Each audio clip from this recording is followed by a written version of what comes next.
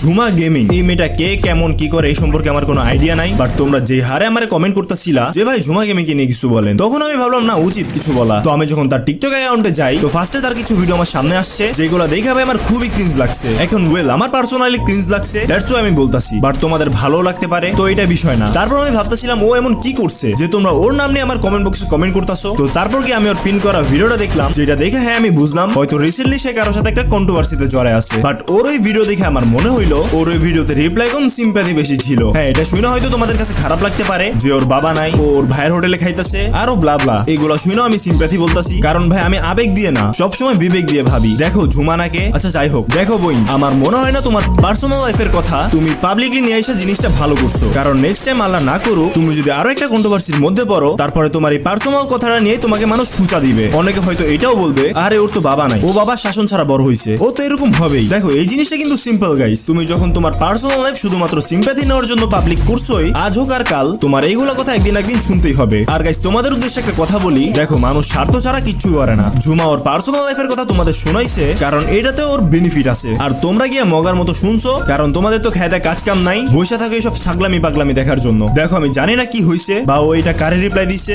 Just আমার যতটুকু খারাপ লাগছে ওইটা আমি তোমাদের সামনে তুলে ধরছি। এখন এটা তোমরা কেমন ভাবে নিবে এটা তোমাদের পুরোপুরি পার্সোনাল ব্যাপার। দেখো ঝুমা প্রতিবাদ করুক, আমি বলি নাই ঝুমা প্রতিবাদ করতে পারবে না, বাট ওই প্রতিবাদ না কইরা ও করলোকে এসে সিম্প্যাথি নিল, ঠিক এই বিষয়টা আমার কাছে খারাপ লাগছে। এখন ভাই আমার ওপিনিয়ন থাকবে ভাই এইসব কন্ট্রোভার্সির পিছনে না দৌড়ায়া নিজের ক্যারিয়ারে ফোকাস দাও, না হয় যেটা করতেছো ওইটা কন্টিনিউ করো। আর যদি তোমার মনে হয় হ্যাঁ এখন আমার কিছু করা দরকার এন্ড যদি বেকারত্ব দূর করতে চাও তাহলে তোমার